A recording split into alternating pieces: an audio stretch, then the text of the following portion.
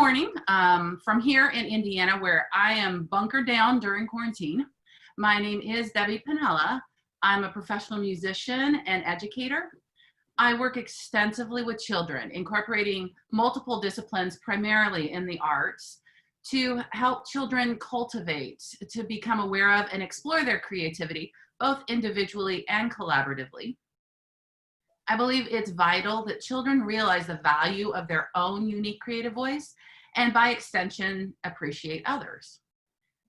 Today, I am going to speak about developing creativity through music composition. So let's start with this question. Can kids compose? Absolutely. Do child composers come only in the form of a Mozart or Beethoven? There might be one or two of those out there, but my belief is that musical composition is something inherent in all humans. It's as natural as walking and talking.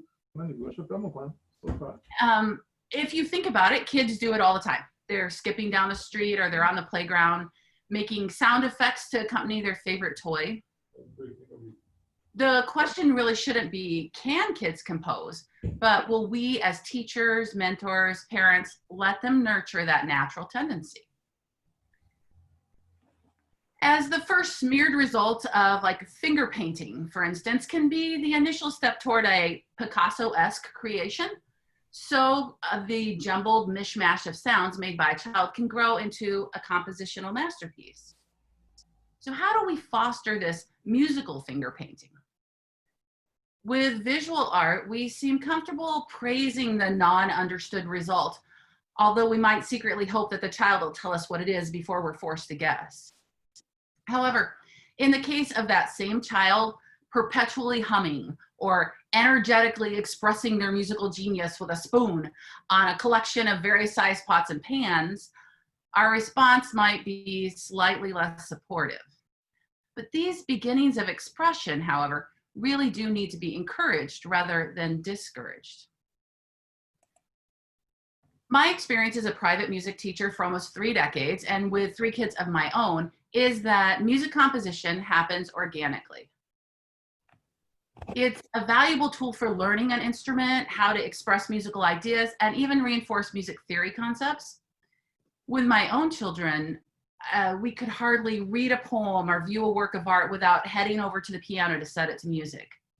And honestly, I don't know how else they would have learned the order of presidents, European capitals, or various math facts other than set to a melody.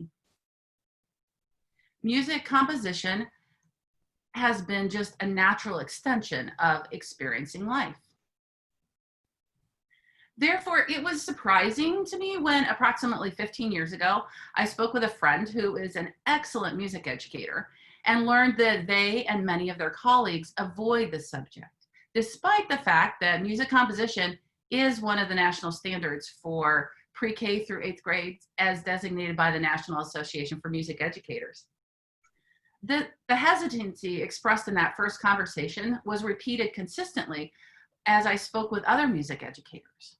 I was informed in various ways that just as math teachers might not finish the entire textbook, music composition was put off till the end and often entirely eliminated.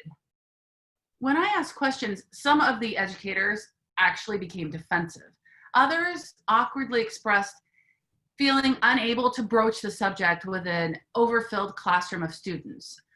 But most were just resigned to the fact that it didn't work and was less important than other concepts. There wasn't enough time, no incentive, and no curriculum or model that seemed accessible. When a friend of mine asked if I wanted to teach a music composition unit in her classroom, I jumped at the chance. And the more that I worked with the students, the more I was convinced of the value of music composition as an educational tool. I wanted to figure out ways to support and encourage making music composition accessible for teachers and relevant for students in a way that to make connections beyond just an exercise in music class. So along with my colleague Ruth Boschkoff, a retired music teacher and prolific composer, I developed Kids Compose, a program that has evolved over the years to include classroom sessions, open houses, teacher training, workshops, and competition. The philosophy behind Kids Compose is an understanding that music, creativity, and music composition are inherent in each individual. A key aspect of the program is understanding the needs of each individual situation, enabling appropriate support for the music teachers, and providing opportunities for young people to explore music composition as a creative expression of their unique voice.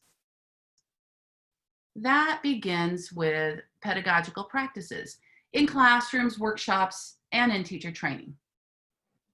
So how does a music teacher with a large class, limited in both time and resources, inspire children to find their creative voice?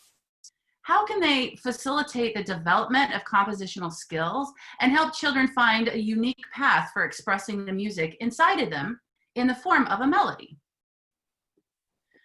Composer Bruce Adolphe states that inspiration may come from anywhere: moonlight or mathematics, birdsong or Mozart, politics or love. Though there are many possible approaches to music composition, the challenge is finding what works in a classroom with a diverse group of children. One strategy is to introduce various compositional styles throughout the year as a collaborative class activity without making it a separate and sometimes intimidating or overwhelming concept. Then later, when approached as its own subject, students will already have a toolbox full of compositional techniques awaiting their choice for further exploring on their own. So what might that look like? Institute a quote of the day and have different students say it in various ways to start the class. With the class echoing, students may make silly sounds, speaking way up high or way down low. And this variety in pitch just gives the opportunity to discuss register, high and low. If a student does something interesting with the rhythm, then play around with that. Make it a rap or string a few of the versions together. Activities can continue as long as there is time and as long as the ideas are expanding and growing. The result is a collaborative composition, class melody to start the day, taking limited time and reinforcing basic music skills through compositional techniques. The focus can be on general skills or any skill to reinforce a lesson plan. Ask students what they had for lunch. Around here, often the answer is peanut butter and jelly. So repeat that back to them. Imitate the way they say it in different rhythms, have them repeat it, and really just get creative. Here are a couple of examples of peanut butter and jelly inspired class compositions. You can tell that they're in varying degrees of difficulty. Depending on the students, there can be experimentation with rhythm, dynamics, pitch. More advanced students may use polyrhythms, accents, sequential repetition, fragmented phrases, or syncopation. Another successful strategy to collaborative composition is to have students contribute to a drawing on the board, then vocalize in a way that follows the contour of the picture. Interestingly, some students are really hesitant to be the ones drawing on the board, but often they end up contributing the most to the ultimate composition. This particular class chose a bassoon and flute to play the two lines that they composed. You'll notice that the melody follows the contour of the picture, but some things shifted just a little bit. For instance, the selected notes for the clouds were played along with the tree notes rather than with the dog, where they were originally drawn. Also, in this particular instance, we had a chance to talk about what kind of bird had they drawn and what does its call sound like. The student who drew the bird decided it was a robin. So in that case, we determined the sound was a bit like cheerio, cheerio. And that gave us not only the rhythm, but the shape of the melody. Here's what their melody sounds like.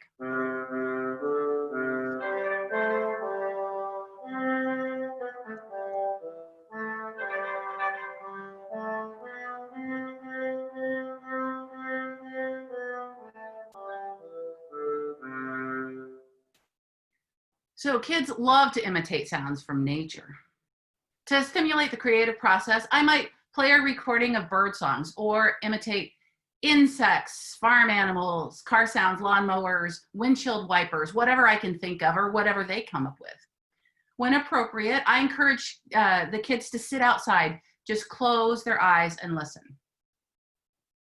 Then I ask them to recreate the sounds that they have just experienced.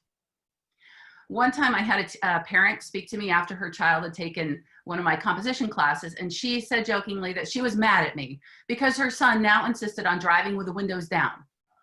At the class he had attended, we composed using ideas exploring sounds in nature. Her son had gained a new appreciation for bird songs and other environmental noises, and often ran directly to the piano when he got home to experiment and compose after he'd been soaking in sounds on the ride home. So truthfully, the mom really did appreciate the change of perspective and the connection with the world around him. The point is that there are many ways in which to incorporate music composition, and exploring them with the students typically inspires a plethora of new ways. Music composition can be a natural everyday experience, and if explored throughout the school year, when the kids start consciously composing, they'll realize they've been doing it all along. And these experiences really allow the children to relate to music in a totally different way. They are now the composer. And since the various ways to approach the music composition have been introduced gradually, it won't be overwhelming for the teacher or the student. Kids Compose offers an annual competition involving Bloomington, where I live here, area 2nd through 6th grade students, and various departments of the Indiana University Jacobs School of Music. Elementary students submit short melodies. Selected finalist melodies are then submitted to the Jacobs School of Music Composition Department, where faculty members select 8 winners. 4 Jacobs School of Music composition students are then each assigned 2 of the winning melodies to combine in an arrangement for either band or orchestra. Local schools bus students to the Indiana University Musical Arts Center, or MAC, to attend a band for 2nd graders or orchestra for 5th graders concert, where Kids Compose winners join the Jacobs School of Music student composers on stage for the premiere of the collaborative composition before an audience which averages around 1,000 of their fellow students and the families of the elementary student winners, who are often attending a live performance for the first time in their lives. In an article for the Indiana Alumni magazine, the dean commented, "This has really resonated beyond what we thought. It's another one of those means by which you can engage children with music and an outlet for their creativity. Although some won't naturally gravitate to it unless you show them the possibility. This is exactly that. It gives the students the means by which to have a relationship with music as a composer." One parent reflected about the experience in a column for the local newspaper. "It's not every day that an elementary student has the honor of hearing a melody she wrote performed by an ensemble from one of the top music schools in the nation. I'm not sure if the significance of this experience has fully sunk in with my daughter yet. It is a wonderful example of the university reaching out to the community in the name of music education." And an Indiana University composition student explained, "The kids got a lesson in how music is made. It's also such a terrific way to connect the university to the community at large, a great way to reach out. And for me, that audience was way bigger than I've had for anything else I've ever written." So this program really does benefit elementary students, music teachers, IU students, the university, and the greater community. Now, over the years, I did notice a bothersome trend where some names appeared year after year and got sent along as finalists, but the students were never chosen as winners. Their melodies, though maybe not exactly what the judges were specifically looking for to combine and arrange into fully orchestrated pieces, were creative, well thought through, excellent submissions. I was concerned that by them continually trying and never winning, it could produce an effect opposite of the one intended. The students might have this outlet of creativity squelched rather than nurtured. So this realization was the catalyst to create a runners-up category and develop workshops to offer further opportunities for these students. Kids Compose runner-up workshops connect local professional musicians and Jacobs School music students with young composers in a setting where the kids are able to create an arrangement of their original melody. After a brief demonstration of each instrument to illustrate the unique timbres and possibilities, students take turns working with the musicians. They decide who plays when or which notes, in the case of harmonies or chords. And absolutely no restrictions are put on the young composers. Rather, there's a freedom to discover what works and what doesn't, what their preferences are, which instrumental sounds, higher or lower registers, combination of similar or different types of instruments, etc. At a workshop in April of 2019, prolific American composer Lauren Bernofsky joined the ensemble as a violinist and later reflected, Kids Compose is an incredible opportunity for young musicians to try their hand at composing. Not only are they presented with the impetus to write music, but they are also given guidance by professional composers, as well as the opportunity to try out their compositions played by different combinations of instruments. A veritable cornucopia of possibilities and a privilege scarcely available even professional composers. A bonus with these workshops is that some of the musicians are music education majors who get really excited thinking about ways of incorporating similar experiences for their future students. Kids Compose programs are expanding beyond Bloomington. Most communities have local musicians. A part of the unique identity of a community may offer fiddle or other folk instruments rather than traditional orchestral instruments. If local musicians aren't available, nearby communities can be tapped. But students from differing cultures bring diverse experiences and ideas to the composition process, further underscoring the unique voice of individuals and communities. Music composition can benefit any and all communities and is sustainable with already existing resources. Nurturing and cultivating these inherent capabilities creates connections and builds community. I was scheduled to work in elementary schools in rural Indiana this past April, but unfortunately, due to the global pandemic, that didn't happen. It's now postponed indefinitely. Additionally, I have been in discussion with multiple university music schools, which are interested in incorporating Kids Compose as a program with the potential of bridging across composition, to music ed, and even entrepreneurship, in addition to connecting with the community in new ways. Again, these are things that are put on hold as we deal with the global health crisis. Currently, actually, the expanding that seems possible and certainly needed is online. As things shut down this spring, not only were programs canceled, but music teachers scrambled as they were suddenly teaching online.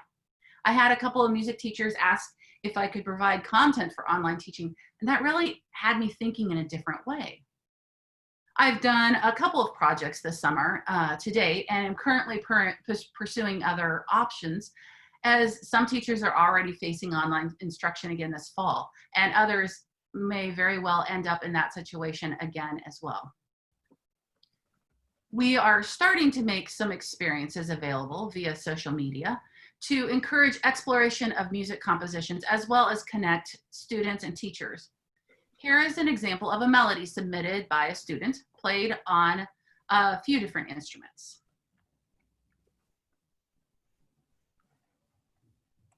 This melody is called What's the Answer?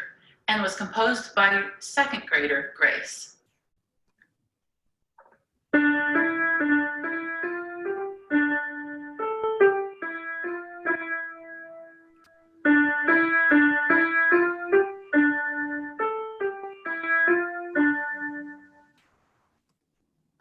Here it is, played on some other instruments.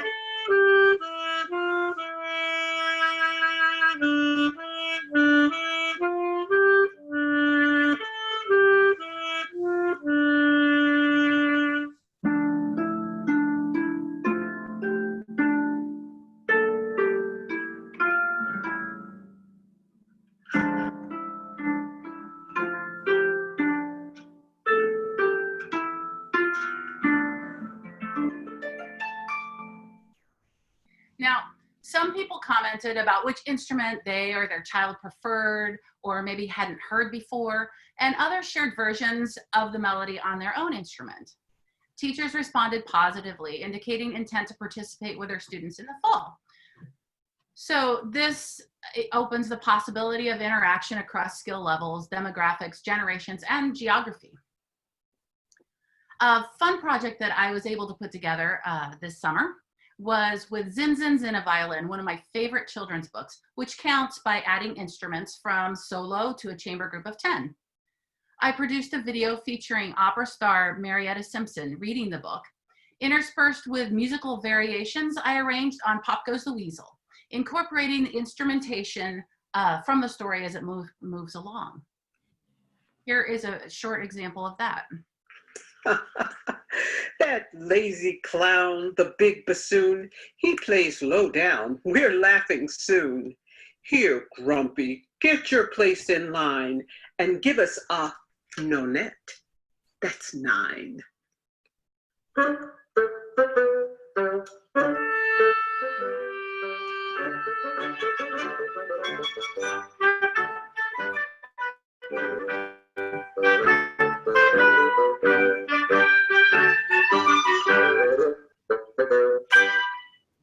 A companion video was made that introduced the musicians and their instruments. And here's a short excerpt from that video. Hello, my name is Tomer Maszkowski and I play the bass trombone. I was born in Holland, I grew up in Israel, and now I live in Berlin, Germany, Europe. People always tell me I tell bad jokes, so that's why I decided to play the trombone.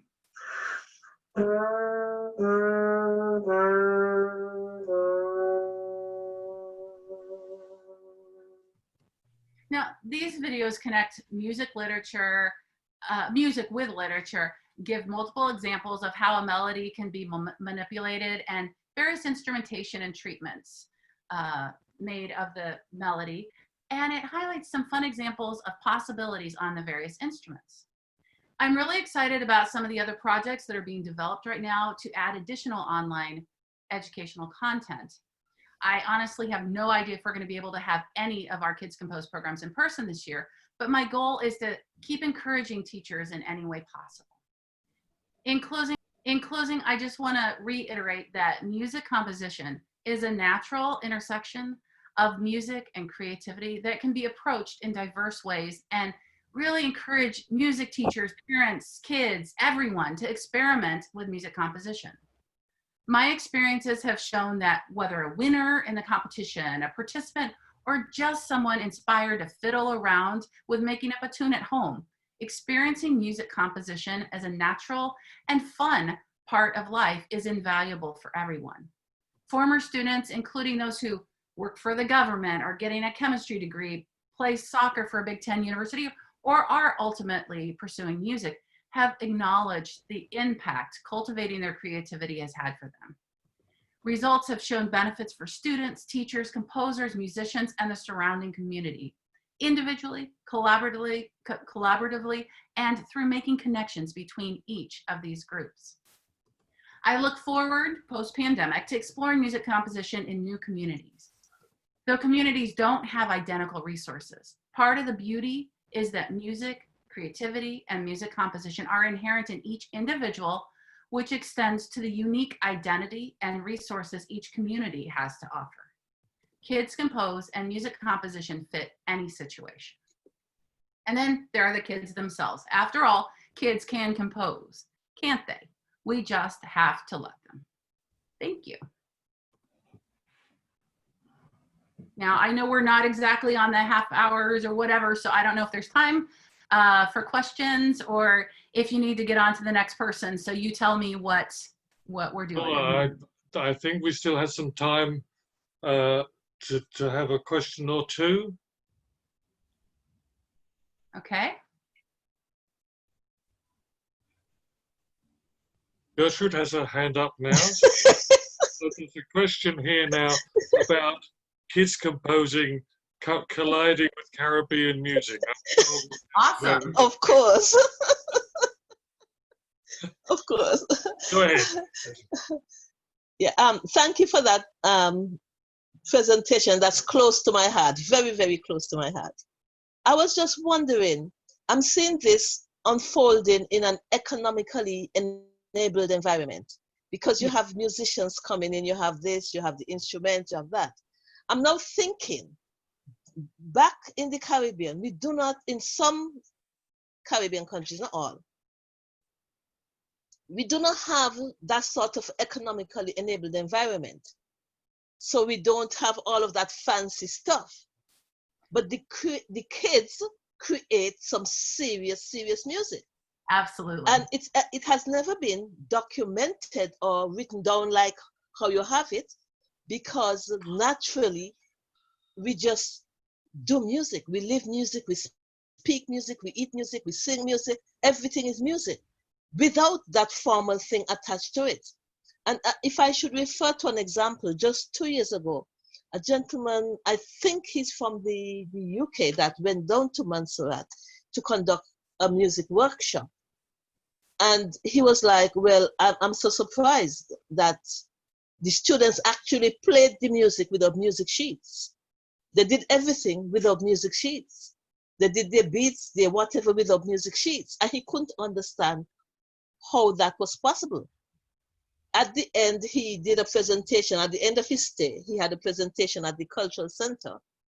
And he said, I mean, it's the most amazing thing he had ever seen, where the children didn't need any music sheet to do this wonderful presentation that they did at the end.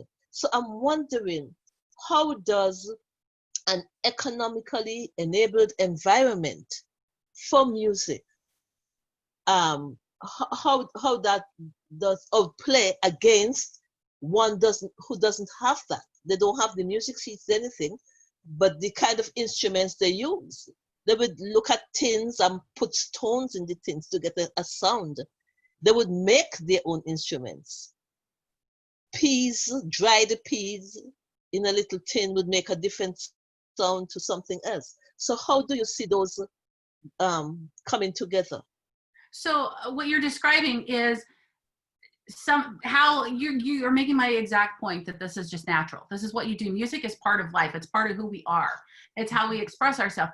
The problem in places like the US sometimes is that you are talking about naturally cultivated and just expressed is squelched, is put down and it becomes very structured.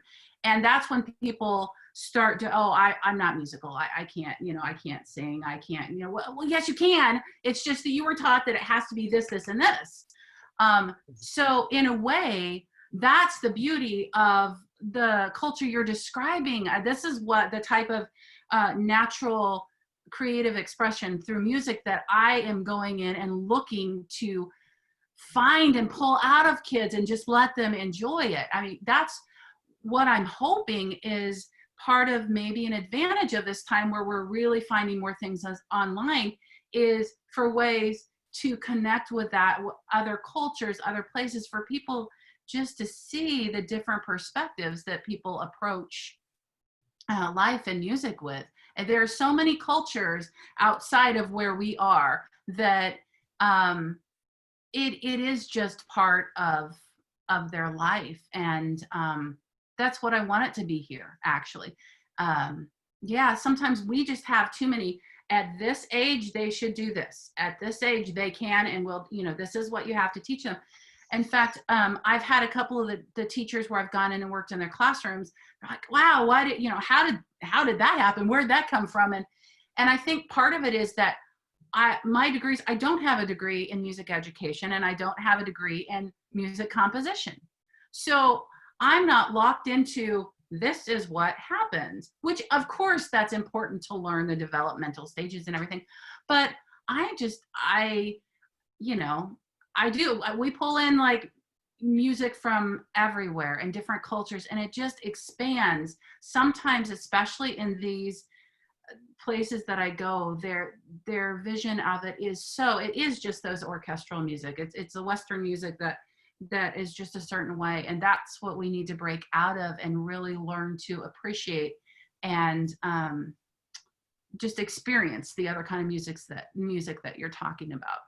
And it also shows too, further what I had said earlier about every community does have different resources and they're there naturally. This isn't like what I do is not buy my curriculum, do this. It's nothing like that. It's just going in, meeting the kids, the teachers, the community where they're at, and finding a way for that to be something that they share.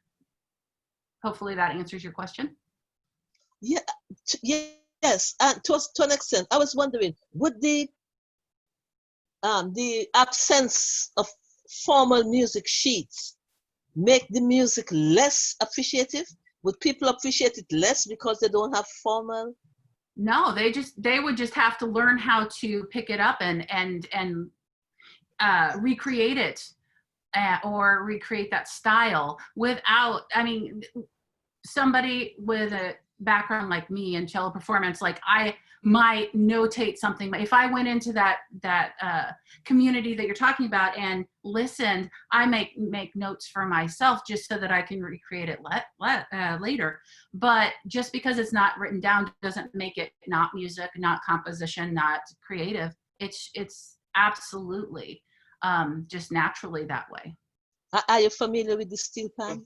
I'm going to have to cut in there, but I feel some responsibility chairing this session to keep slightly on time. So I'm going to thank you very much, Debbie. I'm going to invite a round of applause for introducing us to composing music with children.